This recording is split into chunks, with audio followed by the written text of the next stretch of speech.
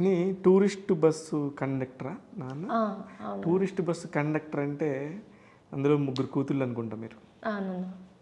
కష్టాలన్నీ తెలిసేమో మీకు. అసలు కష్టాలంటే ఏంటో కూడా తెలుసు మీకు. అక్కడి నుంచి వచ్చిన వాళ్ళకి ఒక్కసారిగా మీ నాన్న ఎలా ఫీల్ అవుతుంటాడు? మా నాన్న అంటే నాకు ఊహ తెలిసిన దగ్గర నుంచి కూడా మా నాన్న టూరిస్ట్ బస్ డ్రైవర్గా చేస్తుండే. కొన్ని సంవత్సరాల క్రితం అంటే మా రెండో అక్కకి పెళ్ళి అయిన తర్వాత చిన్న యాక్సిడెంట్ వల్ల ఇంకా మా నాన్నని వద్దు అని చెప్పేసి ఇంటి దగ్గరనే, అంటే ఇంకా నేను ఒక్కదాన్నే కాబట్టి ఆఫ్టర్ ఇంకా నా తర్వాత ఇంకొకరు ఉన్నారు అనేది లేకుండా మా మమ్మీ ఏమంటారు అంగన్వాడీ టీచర్ అన్న మా మమ్మీ.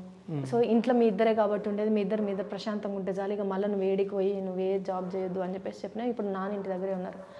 కానీ 3 ఆడపిల్లల్ని ఏ సపోర్ట్ లేకుండా మా అమ్మకి మా నాయనకి ఇద్దరికి ఏ సపోర్ట్ లేదు. మా అమ్మకి పేరెంట్స్ ఇద్దరు చిన్నప్పుడే చనిపోవడం జరిగింది. అగైన్ మా నాన్నకు కూడా మా నాన్న వాళ్ళ అమ్మ చిన్నప్పుడే చనిపోయింది. ఇండివిజువల్గా పెరిగిండ్రు ఇద్దరు. అట్లాంటి ఇద్దరు లైఫ్ని లీడ్ చేసి 3 ఆడపిల్లలకి ఈరోజు ఇంత మంచి భవిష్యత్తు ఇచ్చిండ్రు అంటే అది మాకు గ్రేట్ అది. అంతే కదా. ఒక్క ఆడపిల్ల పుట్టింది అంటేనే వామ్మో ఈ ఆడపిల్లకి మేము ఎట్లా చేయాలి ఏంటి అని అనుకునే జనరేషన్ ఇప్పుడు. 3కి మంచిగా చదువులు చెప్పించిండ్రు. మా అమ్మకి చదువు విలువ బాగా తెలుసు. ఎందుకంటే ఈరోజు మా ఊళ్ళో ఫస్ట్ లేడీ టీచర్ మా అమ్మ. అప్పుడు ఇంటర్ వరకు చదువుకున్న చదువు మా అమ్మ నిలబెట్టింది.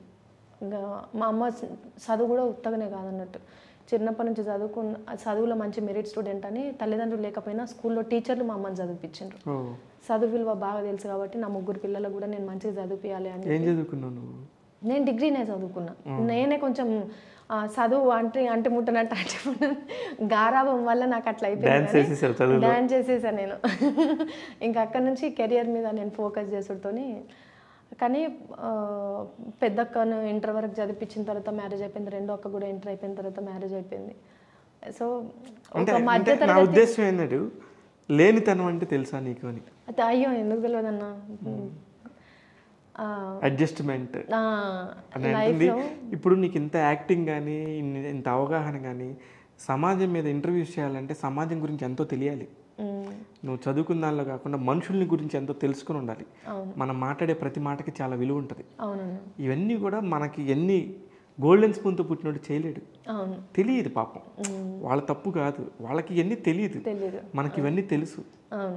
ఎక్కడ ఎవరు మంచి ఎవరు చెడు, ఏ టచ్ మంచిది కాదు, ఇవన్నీ తెలియటమే మన లైఫ్. అంటే మేము 3 ఇంటి దగ్గర ఆడపిల్లలము అని చెప్పి మా నాన్న టూరిస్ట్ బస్కి డ్రైవర్కి వెళ్తుండే కదన్నా. ఆ టైంలో మా పెద్దక్కను ఒక్కదాన్ని ఇంటి దగ్గర పెట్టుకొని నన్ను మా రెండో అక్కని ఇద్దరిని హాస్టల్లో వేసారు అనమాట మమ్మల్ని. ఓకే.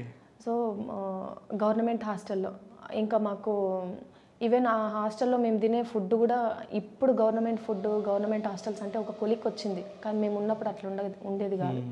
ఫుడ్కు కూడా చాలా ఇబ్బంది పడుతుండే ఆ టైంలో. సో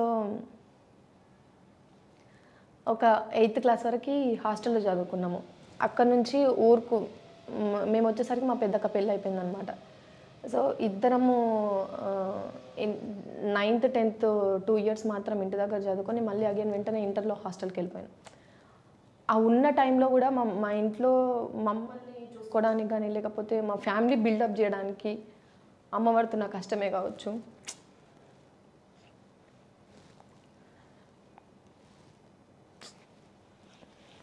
తుడుచుకున్నాను. నాకు కూడా జర్నీ గుర్తొస్తుంది. జర్నీ అంతా తలుచుకుంటున్నాను నేను కూడా విజువల్గా. అంత ఈజీగా లీడ్ చేయలేదన్న. అండ్ ఇంటర్ అయిపోగానే వెంటనే డిగ్రీ ఫస్ట్ ఇయర్లో కానిస్టేబుల్ జాబ్కి ట్రై చేశాను నేను, సివిల్ కానిస్టేబుల్ దానికి. అప్పుడు వెళ్ళినప్పుడు మెరిట్ మార్క్స్ ఉండే, మేము రాసినప్పుడు 52 మార్క్స్ ఏమో వచ్చినాయి. సో పోయింది అని చెప్పి మళ్ళీ అక్కడనే డిసప్పాయింట్ అవ్వకుండా మాది విలేజ్ అనమాట. మాకు టౌన్లో స్కూల్ ఉంటుంది. ఆ స్కూల్లో నర్సరీ పిల్లలకు చెప్పడానికి వెళ్తుండే. అప్పటి నుంచి నా కెరియర్ స్టార్ట్ చేసిన దాంతో 2500 ఫర్ మంత్ శాలరీ నాకు.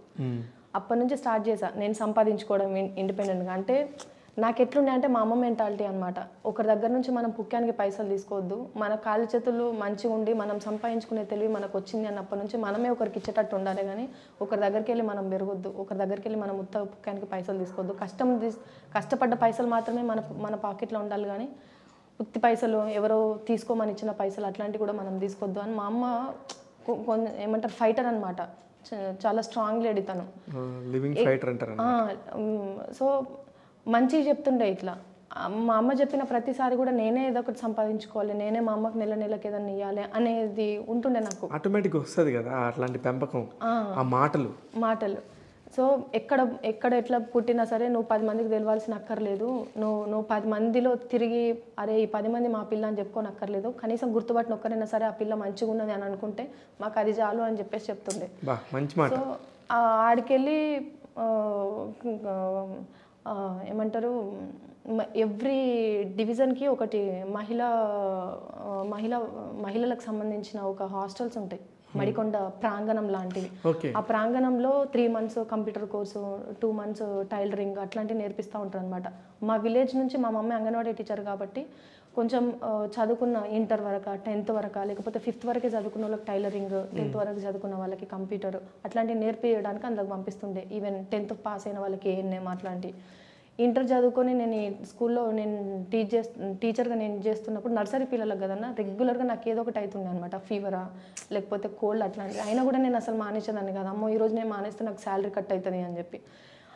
మానేయమని చెప్పినా నేను మానేయకపోయేసరికి కంప్యూటర్ కోర్స్ నువ్వు నేర్చుకో, నీకు అది రోజుకి 100 రూపీస్ నువ్వు కంప్యూటర్ నేర్చుకుంటే నీకు ఇంతకంటే మంచి శాలరీ వస్తుంది అండ్ నీకు ఇంకా నాలెడ్జ్ పెరుగుతుంది, ఇక్కడనే కాదు కదా నువ్వు ఇంకా మంచి రేంజ్కి వెళ్ళాలి అని చెప్పేసి మా మమ్మీ అట్లా చెప్పి నన్ను కంప్యూటర్ నేర్చుకోవడానికి పంపించింది ప్రాంగణంకి. అక్కడ నేర్చుకున్న తర్వాత డైరెక్ట్ ఇంటి పక్కన వాళ్ళ సహాయంతో హైదరాబాద్కి వచ్చినాను. అంటే ఏది అంత ఈజీగా నాకు రాలే, కానీ వచ్చిన దాన్ని ఏది కూడా నేను అంత ఈజీగా పోనీయలే.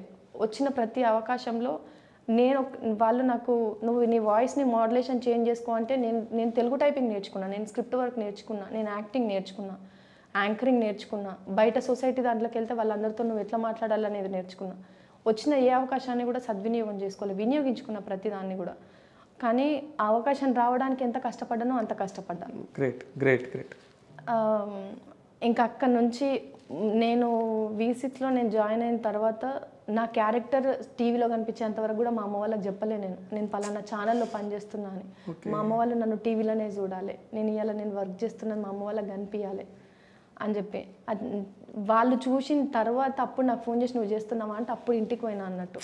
కంప్యూటర్ నేర్చుకోవడానికి హైదరాబాద్కి వచ్చిందని టీవీలో కనిపించిన తర్వాతనే మళ్ళీ ఇంటికి పోయినా నేను. సో ఇప్పుడు ఇది చెప్పుకోవడానికి చాలా బాగుంటుంది, కానీ ఆ టైంలో నేను డే బై డే నేను ఎట్లా తిన్నాను, నేను ఎట్లున్నాను, నేను ఏ అవకాశం గురించి నేను ఎంత ఎఫర్ట్ పెట్టినాను అనేది నాకు తెలుసు. కాబట్టి మోస్ట్లీ ఖచ్చితంగా చెప్పాలి, ఎంతమందికి ఇన్స్పిరేషన్ నువ్వు ఖచ్చితంగా చెప్పాలి. ఎందుకంటే ఎంతమంది పిల్లలు హాస్టల్లో ఉండి అట్లాగా బియ్యంలో పురుగులు ఉండి అన్నం తిని ఆ పురుగుల్ని పక్కన ఏరుకొని పెట్టుకొని వాటిలో ఉన్న రోజు ఉన్నట్టుగా లేని రోజు నీళ్లు పోసుకొని కలుపుకొని తిన్న మనుషులు నాకు తెలుసు, అందుకని చెప్పాలి. సో అవన్నీ మేము చూసినాం కాబట్టి ఏమో మేబీ నేను ఇట్లున్నానేమో అన్న నాకు లేదు. నా so proud of you really. నాకు నిజంగా ఈ స్టోరీ ఏం తెలీదు, జీరో నాలెడ్జ్ నాకు నీ గురించి. నాకు సినిమాల గురించి ఇప్పుడు నువ్వు కూడా ఇప్పుడు నటించబట్టి నాకు తెలిసింది తప్ప నా విజువలైజేషన్ అంతా కూడా I love cinema, I love web series, అంటే వాట్ ఎవర్ ఇట్ ఈస్. ఇప్పుడు సినిమా వేరు, వెబ్ సిరీస్ వేరు, టీవీ వేరు అని కాదు, ఇప్పుడు అందరూ ఒకటే. టాలెంట్, ఎక్కడ టాలెంట్ ఉంటే అక్కడికి నా చూపు వెళ్తుంది, నా మాట వెళ్తుంది, నా అనుకునే ఒక చుట్టరికం వెళ్తుంది. థ్యాంక్స్ అన్న, థ్యాంక్ యూ.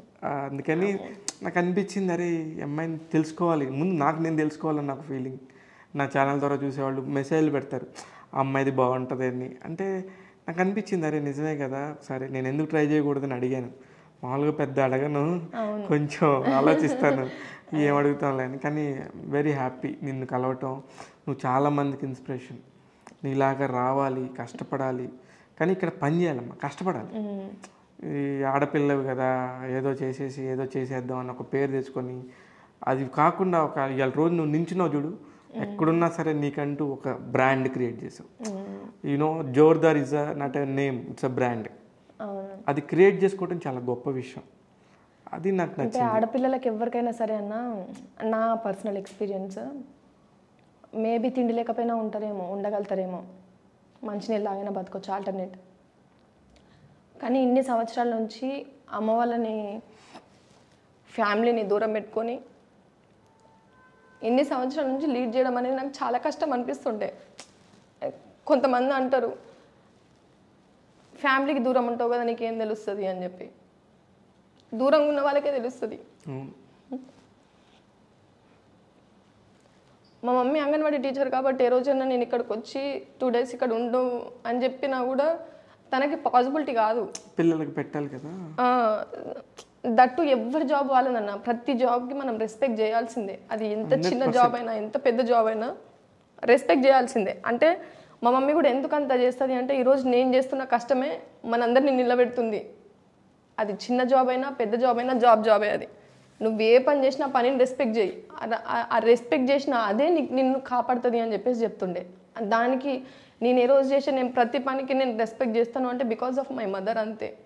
తను చేసే ఏ పని అయినా సరే మనకి ఈరోజు తిండి పెడుతుంది, నా జాబ్ నాకు తిండి పెడుతుంది అంటే ఆబ్వియస్లీ నాకు తల్లితో సమానం. అంతే. నేను రెస్పెక్ట్ చేసుకుంటేనే నన్ను నా పిల్లల్ని అందరినీ కాపాడింది అది.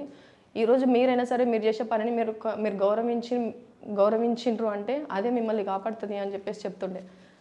ఫ్యామిలీని దూరం పెట్టుకొని ఏ ఆడపిల్ల అయితే ఫైట్ చేస్తుందో సీరియస్లీ చాలా గ్రేట్ అన్న. అది అంటే మన కష్టపడి ఇంటికి వచ్చేసరికి తిన్నవా అని అడిగే పలకరింపు ఒకటి లేకపోతే అది ఎంత నరకం ఉంటుందో నాకు తెలుసు. ఆఫ్టర్ నా మ్యారేజ్ తర్వాత నాకు అదే కావాలనుకున్నా నేను. నన్ను ఇంటికి వెళ్ళిన తర్వాత పలకరించే ఒక తల్లి లాంటి మా అత్తనే కావచ్చు, నాకు ఏదన్నా అయింది అని చెప్పి వెంటనే ఫోన్ చేయడానికి రెస్పాండ్ కావడానికి నాకు తమ్ముడు లాంటి మా మరిది గారే కావచ్చు. ఇంటికి వెళ్ళంగానే ప్రతి విషయంలో సపోర్ట్ ఉంటే నాకు తోటి కూడలే కావచ్చు. ఇట్లాంటి వాళ్ళు నాకు జాయింట్ ఫ్యామిలీ లాగా కావాలి అని అనుకున్నాను. సో అట్లాంటి ఫ్యామిలీ ఏమో దేవుడు నా మీద చాలా చూపు పెట్టిండు అనుకుంటా. నేను బ్లెస్డ్ చైల్డ్ అనుకుంటా. అంటే వచ్చిన అవకాశాలే కావచ్చు, వచ్చిన ఫ్యామిలీ కావచ్చు, మోర్ ఓవర్ వచ్చిన హస్బెండే కావచ్చు. ఏమో అంటే పెళ్ళైంది కాబట్టి ఐఎమ్ సో హ్యాపీ అన్న. అంటే కెరియర్ పరంగానే కావచ్చు, personal life and professional life రెండు కూడా నాకు ఆ దేవుడు ఇప్పటివరకు నేను ఏం కావాలనుకున్నానో అది నాకు ఇచ్చిండన్న. ఇప్పటి నుంచి నాకు ఏది ఇచ్చినా నాకు అది ఎక్స్ట్రా బోనస్. అది అంతే. సూపర్ రా. నాకు నేను ఏడిపించాలని లేదు కానీ చెల్లి, ప్రామిస్గా నాకు ఇప్పటివరకు ఇచ్చిన ఏ ఇంటర్వ్యూలో నేను ఇట్లా తెలుసాను.